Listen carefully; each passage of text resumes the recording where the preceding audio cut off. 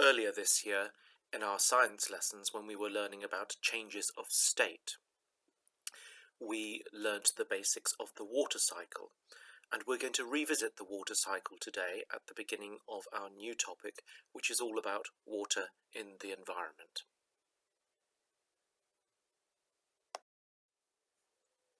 First of all, we need to be clear what the water cycle is, what we mean by the water cycle.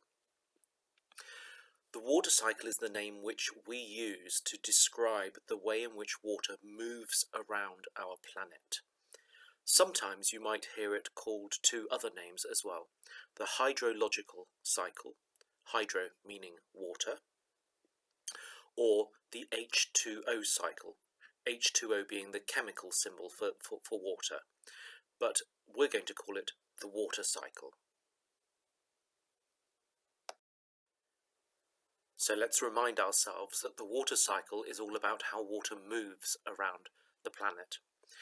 There are four main parts to the water cycle. They are called evaporation, condensation, precipitation, and collection. Collection is also sometimes called accumulation. Accumulation is a synonym for collection. Let's talk about evaporation first of all. Evaporation happens when bodies of water, for example lakes or rivers, oceans or even puddles, heat up. When water is heated, it forms vapours or gases that go into the air. It's usually invisible, but sometimes when we have extreme heat, such as when we boil water, we can then see it because the process is very extreme and we can see the steam. But evaporation is happening all of the time. We usually can't see it. When we see a puddle on a warm day and then we go back half an hour later and it's not there, we didn't see the water evaporate. We saw it disappear, but it didn't really disappear. It became water vapour. It became a gas and floated away.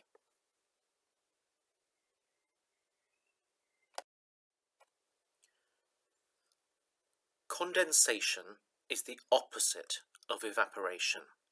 So let's remember, evaporation is when liquid water is heated and becomes gas, a gas called water vapour. Condensation is the opposite. That happens when water vapour, or water gas, if we want to call it water gas, cools down. When the vapour cools down, or when it hits a cold surface, it changes its state back into liquid. And that's actually what we see in the sky. Water vapour has risen up and it's arrived in a very cold sky and it is collecting as condensation.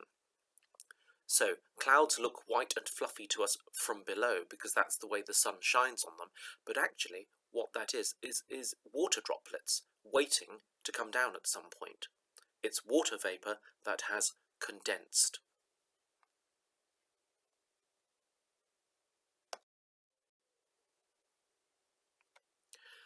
Precipitation. It's a very long word. I want you to have a look at it and practice saying it a few times. Precipitation.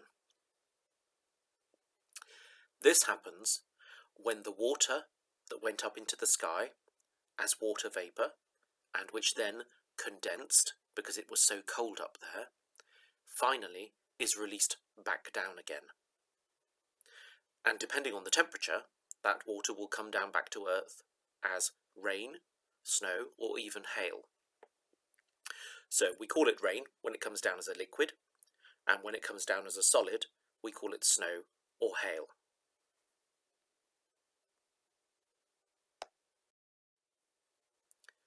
The next step is called collection, which I mentioned earlier is sometimes called accumulation. And this happens when the water runs off the land, so it rains down from above and it runs off the land and it accumulates, it collects in a river, a lake, or any other body of water. I suppose a puddle is even another type of collection. Eventually, a lot of that water will end up flowing downhill to the sea. But not all of it. What do you think happens after water accumulates, especially if it's a warm day? Hopefully, you've worked it out. Water will evaporate.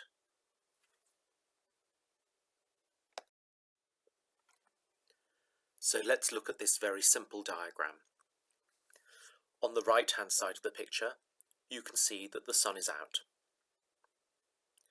Water has collected in the lake. It's either a lake or it's the sea. And the upward arrows show the water evaporating. So the water changes from liquid to gas. It becomes water vapour. And when that water vapour climbs high enough into the very cold sky, it will condense and form clouds. Remember, clouds look fluffy from below because it's just the way the sun shines on them, but actually they aren't fluffy, they are water droplets. If we follow the arrow towards the left through the sky, you can see that eventually those clouds are so full that water begins to drop, and we call that precipitation. So, it evaporated, then it condensed in the clouds because the sky is cold,